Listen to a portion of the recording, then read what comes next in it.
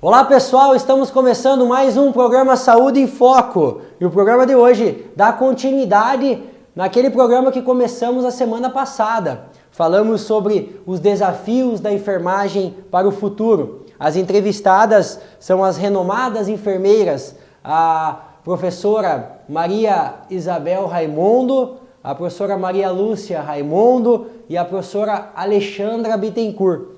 Elas fizeram uma discussão show de bola e a repercussão foi bacana aí de todos os nossos telespectadores. A pergunta que eu fiz para ela, continuando essa pauta de discussão, foi qual é a perspectiva, quais são as expectativas para a enfermagem do futuro? E eu quero que você confira com a gente as respostas que elas e as discussões que elas fizeram nessa mesa redonda.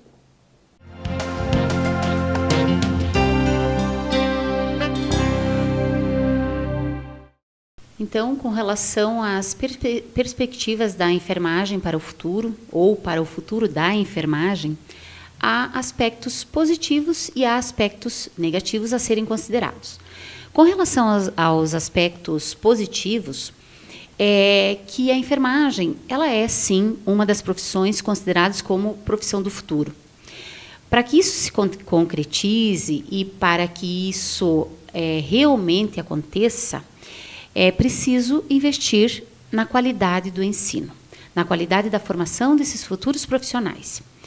A formação desses profissionais, na formação desses profissionais, é preciso primar e assegurar que eles tenham acesso a um conhecimento de qualidade e que este conhecimento ele seja construído considerando a parte teórica e a parte prática, ou seja, os domínios do conhecimento científico, o domínio do conhecimento técnico, o desenvolvimento de habilidades humanas também. Com relação à educação à distância na enfermagem, ela pode ser vista, sim, como uma possibilidade, uma estratégia complementar, de complementariedade, se for bem utilizada e bem aplicada na enfermagem, ou seja, no processo de ensino-aprendizagem. Mas jamais ser substituída pela forma presencial, visto a profundidade e a complexidade das necessidades de saúde do ser humano que nós cuidamos, que nós deveremos cuidar. Então, dentro dessas perspectivas da enfermagem e com esse olhar, né, nessa discussão da EAD, do ensino à distância, como nós falamos anteriormente, eu acredito que a EAD, que essa estratégia de ensino-aprendizagem, ela pode e deve ser utilizada na enfermagem, sim. Hoje nós utilizamos essas tecnologias até mesmo para diagnósticos, as tecnologias de videoconferência, de vídeo consultas, porém, não podemos esquecer que essa distância ela vai ser só uma estratégia. Ela não pode ser o meio, ela não pode ser o fim deste ensino. A enfermagem ela não pode trazer na sua formação, no seu ensino, a possibilidade de um ensino à distância 100%. É impossível nós aprendermos, é impossível nós ensinarmos através dessa estratégia de ensino, né? Dessa tecnologia. Como que nós vamos ensinar um aluno a desenvolver o cuidado à distância? Isso é impossível. Né? Então, nós não estamos dizendo que a EAD, que o ensino à distância, não pode acontecer. Pode acontecer, inclusive na enfermagem, mas de forma que seja uma estratégia, mais uma estratégia, e nunca o meio 100% de ensino. Por quê? Hoje a gente não pode pensar que alunos, né, em pleno 2016, no século 21, que eles vão simplesmente achar o suficiente ficar sentado na sala de aula olhando o quadro, ou no máximo a projeção. Se em um segundo se acessa a internet, se tem vídeos, atividades de todas as formas. Só que isso friso novamente, como estratégia e não como um fim, né? Essas estratégias de ensino e aprendizagem. Essa é a minha perspectiva da enfermagem. Utilizar todas essas tecnologias como outras estratégias, como mais estratégias para que a cada turma que seja formada de enfermeiros, esses enfermeiros estejam mais capacitados, mais competentes para exercer essa profissão. E complementando que não há estratégia melhor que substitua do que a prática em campo, ou seja, do que o aprendizado in loco, do que o estudo de caso in loco sendo realizado, sendo aprimorado esse cuidado com o desenvolvimento de uma prática direta, supervisionada. Isso, não há estratégia de ensino que substitua, não há vídeo, não há tecnologia que substitua a prática direta em campo. A EAD, às vezes, por isso, elas são complementares. Elas vêm complementar, elas vêm acrescentar, mas jamais substituir. Eu acho que não substitui mesmo, e o principal, acho que fator, e que não há o que substitua, é a relação eu-outro, né? Que a relação eu-outro, ela só pode se dar presencialmente, né? Então, eu não consigo conceber nenhum cuidado sendo feito sem a presença do eu-outro, né? Porque quando eu faço a distância e eu não vou ter essa relação eu-outro, né? Eu vou deixar essa relação eu-outro relegada. E aí, quando eu me formo, eu vou lá e tenho essa relação eu-outro. E aí, como que se constrói essa relação eu-outro? Então, essa deve ser uma preocupação de todos os profissionais da enfermagem, né? Eu digo que quando você quer defender a sua profissão, você tem que começar pensando em como eu formo os profissionais, né? Porque a base de tudo se constrói na graduação, né? Então, é ali que tudo começa, né? É ali que os primeiros passos da profissão surgem, né? E é uma preocupação que deve fazer parte do nosso dia a dia e deve fazer parte não apenas de quem forma, né? Não apenas de quem está na academia, está trabalhando diretamente na formação. A preocupação com a formação, ela tem que fazer parte de toda a categoria, né? Ela deve ser um assunto a ser discutido por todos, e deve ser uma preocupação por todos, deve ser uma preocupação pelos professores que estão lá dentro da academia, mas também deve ser uma preocupação dos outros profissionais que estão atuando no campo, né, que foram formados dentro dos padrões da convencionalidade, né, e que devem estar, sim, preocupados com quem é que está vindo, quem é que está se apresentando na prática para exercer a minha profissão, né, para exercer a profissão da enfermagem. Então, isso deve ser uma preocupação que deve estar presente em todas as discussões de enfermagem. Como é que estão sendo formados e como é que estão chegando no mercado de trabalho os enfermeiros dentro da nossa realidade atual. Então, essa é uma preocupação que deve estar presente na prática do dia a dia de todos nós. E essas discussões, elas só vêm, na minha opinião, a fortalecer a reflexão sobre a importância da qualidade do ensino. Como a professora falou, ela deve ser uma preocupação de todos, inclusive das instituições de saúde, que devem primar por terem profissionais trabalhando no seu quadro de profissionais de enfermagem, que realmente, no momento de selecionar esses profissionais, que se primem pela contratação e por ter profissionais que tenham o domínio dessas habilidades fundamentais, que tenham profissionais no seu quadro com habilidades técnicas, com habilidades científicas e com habilidades humanas. Então, que todos voltem o seu olhar nesse momento importantíssimo para a enfermagem, para a qualidade da formação dos profissionais. Então, que as instituições também se preocupem em ter profissionais qualificados para o cuidado aos usuários dos serviços de saúde, para os profissionais com capacidades de realmente cuidar e realizar uma assistência de enfermagem, muito além de assistência, um cuidado de enfermagem de excelência.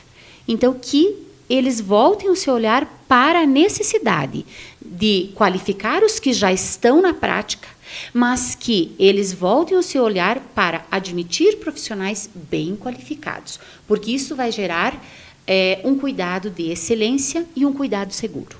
A SAI, na minha opinião, ela é uma ferramenta, ela é uma estratégia de organização do trabalho da enfermagem. Ela é uma estratégia que possibilita a melhoria da qualidade da assistência, a organização da assistência, mas é preciso atentar para que a SAI ela seja um instrumento de organização, de sistematização da assistência de enfermagem e que, ao mesmo tempo, ela possibilite que os profissionais atuem com criticidade e que consigam trabalhar e avaliar as necessidades individuais de saúde de cada ser humano no momento em que ele necessitar deste cuidado ou desta assistência de enfermagem.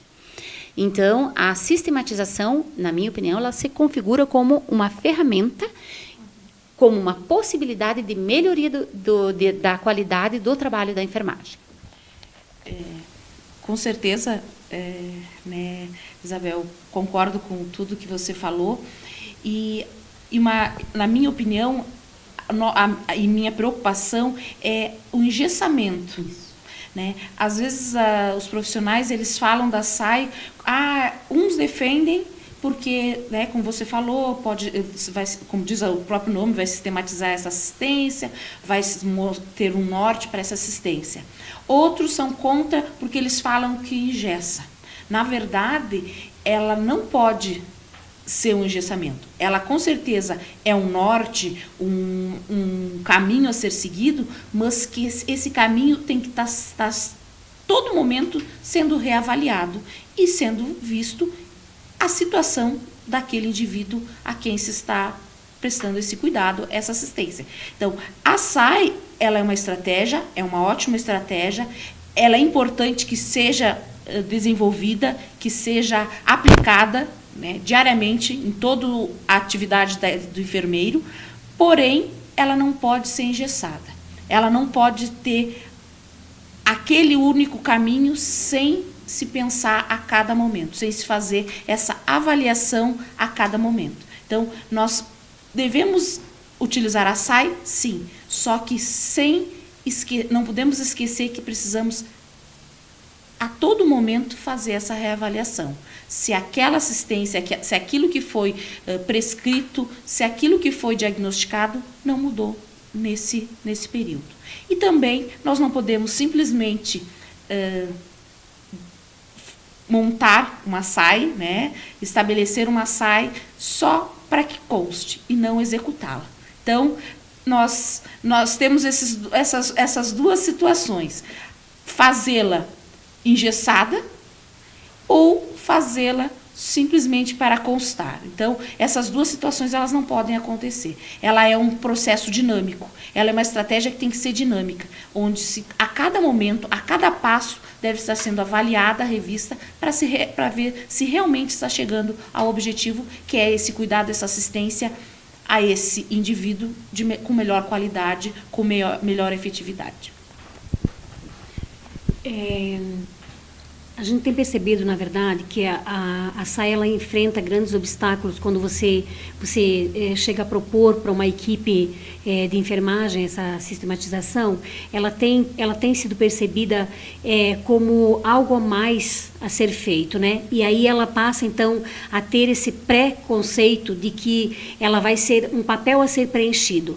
A SAI ela tem que ser compreendida muito mais do que os papéis a serem preenchidos, do que todo aquele material que vem para ser adotado dentro daquele serviço, dentro daquela unidade, né? Ela tem que ser percebida realmente, como falaram as professoras aqui, é algo vivo, como algo vivo, né? Algo que tem que retratar aquilo que deve ser feito dentro daquela unidade. Então, e que o profissional que está executando as atividades dentro dessa unidade, ele tenha pleno controle sobre o desenvolvimento desse processo. Então, ele tem que ser percebido que ele não é algo a mais a ser cumprido, né? Que ele vai sim dar um norte para aquilo a ser cumprido, que ele vai trazer as perspectivas daquilo que eu quero, né? E que ele permite sim que eu vá né, adequando as necessidades conforme vai se apresentando, né? Eu tenho realidades diferentes a cada instante. E quando eu faço um planejamento que vai além desse papel, dessa percepção, né, de que é só um papel a ser preenchido, é só um papel a ser cumprido, é só, né, uma diretriz a ser cumprida, quando eu perco esta visão, eu passo a ter ele como um elemento para que eu busque a qualidade da atenção. Então, que ela seja dinâmica, que ela seja efetiva, que ela sistematize sim, mas que se considere diariamente e individualmente as necessidades de cada ser humano cuidado. Então, ela vem para trazer segurança para o trabalho da enfermagem, mas, ao mesmo tempo, ela deve sempre permitir que se ajuste, que se avalie qual é a real necessidade de saúde de cada ser humano e que se atenda a esta necessidade. Então, que a SAI não se sobreponha à necessidade de saúde do ser humano e que, sim, esta necessidade seja diagnosticada, seja identificada e seja atendida, muito além do que o papel normatiza. Porque a necessidade de saúde que cada ser humano necessita, ela é muito dinâmica. E ela pode ser diferente a cada momento. Então, que o profissional ele tenha a capacidade de avaliar e de perceber se aquela assistência que está sendo desenvolvida, ela pode ou não causar um prejuízo para a saúde do ser humano. É isso que se tenta dizer, que ela tem que ser viva, que ela tem que ser dinâmica, mas que os profissionais que a planejam e a executam, eles têm que ter a capacidade de avaliar se aquela ação que está sendo desenvolvida ou que não está sendo desenvolvida tem a capacidade de provocar um dano. E através disso que ele tenha a liberdade e a capacidade de intervir imediatamente, replanejando, reexecutando e ajustando aquela norma, aquela sistematização que foi planejada para que atenda essa necessidade sem provocar uma iatrogenia ou um dano ao ser humano cuidado.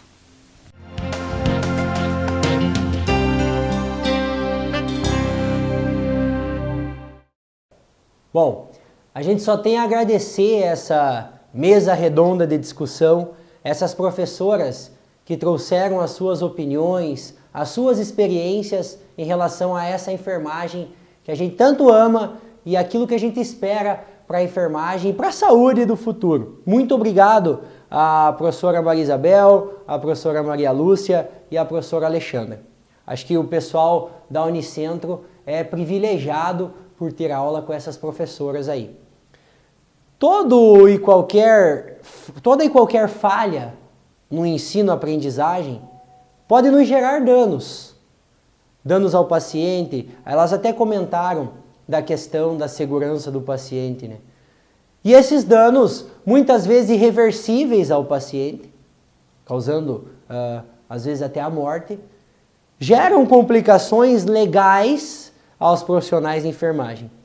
A minha amiga Rosana de Vargim, lá de Ponta Grossa, advogada, me mandou um vídeo comentando sobre negligência, imprudência e imperícia.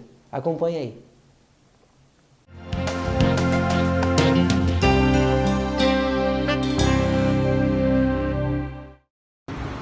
Boa tarde. Ao se tratar de negligência, imprudência e imperícia, é necessário saber que elas guardam uma estrita relação com a responsabilidade civil. No caso do profissional de saúde, a responsabilidade civil é subjetiva, ou seja, a pessoa lesada deve comprovar que o profissional de saúde agiu com negligência, imprudência ou imperícia.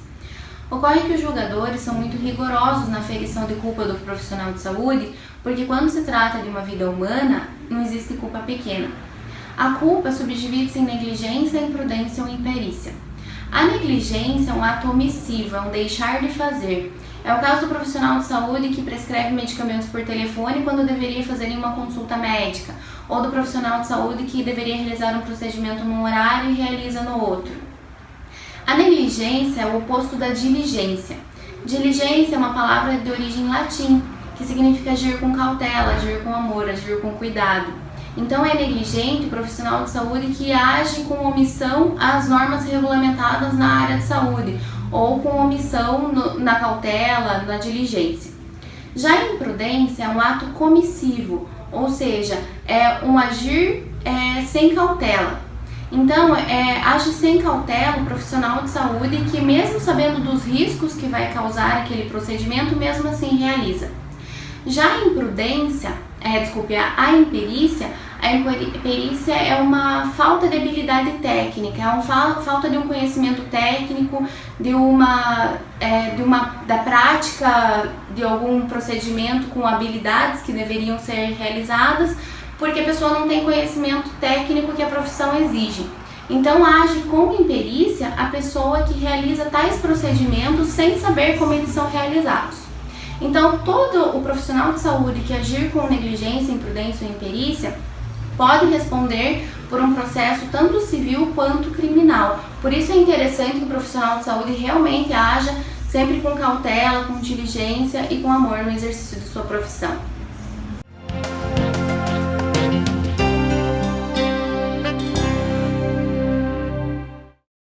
Muito obrigado à minha amiga Rosana, lá de Ponta Grossa, que trouxe aí para nós um pouquinho da visão das legislações, né? Um pouquinho da parte legal de tudo que a gente vem comentando até agora. Que muitas vezes o erro pode ser irreversível ao paciente. Eu quero te fazer um questionamento, quero te fazer uma provocação. O que você acha desse profissional que fez uma faculdade 100% à distância? Vamos trazer para a realidade da enfermagem. Como é que você ia se sentir sendo atendido por um profissional que aprendeu a pegar uma veia pela internet? Será que esse profissional tem competência técnica para fazer determinados procedimentos, passar uma sonda? Qual é a tua opinião sobre isso? Você gostaria de ser atendido por esse profissional? Bom, eu aqui já dei a minha opinião, já expus a minha opinião. Propondo uma discussão daquilo que a gente comentou no programa Saúde em Foco de hoje, eu tenho estudado um pouquinho sobre a segurança do paciente e venho percebendo a apresentação de alguns indicadores que visam a segurança do paciente realmente para evitar esses danos que podem causar até a morte. Indicadores como adequar a identificação do paciente para que se faça procedimentos no paciente certo, para que não se troque pacientes dentro do ambiente hospitalar ou de uma outra instituição de saúde. Protocolos como adequar e melhorar a comunicação entre profissionais de saúde dentro de um hospital, dentro de uma clínica, entre dois hospitais ou outras instituições. Como fazer para melhorar, para qualificar a comunicação?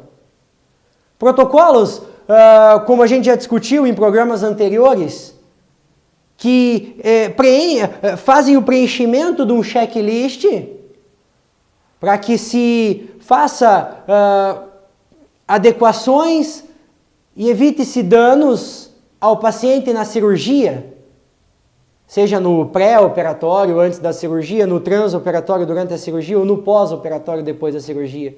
E que demonstram a importância da participação do enfermeiro competente o suficiente para prestar o atendimento adequado ao paciente e também para fazer gestão dentro de um centro cirúrgico. Protocolos que enfatizam a qualidade da assistência e a prevenção das infecções, bem como alguns que falam sobre o principal desafio do controle de infecção, que é a higienização das mãos. Estratégia mundial, desafio mundial para o controle das infecções. Como fazer educação em saúde e sensibilizar as pessoas, sejam elas profissionais de saúde ou a população em geral.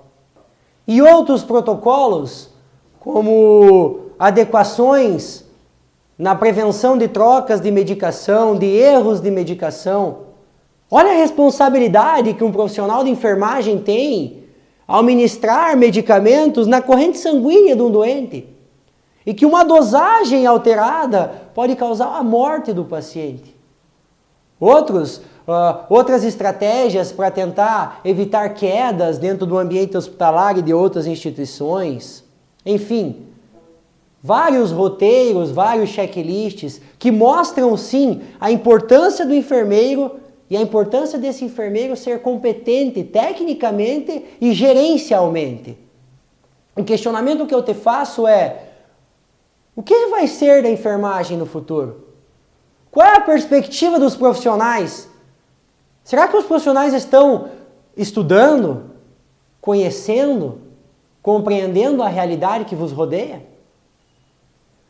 O questionamento que eu te faço é sobre o que esse profissional está fazendo?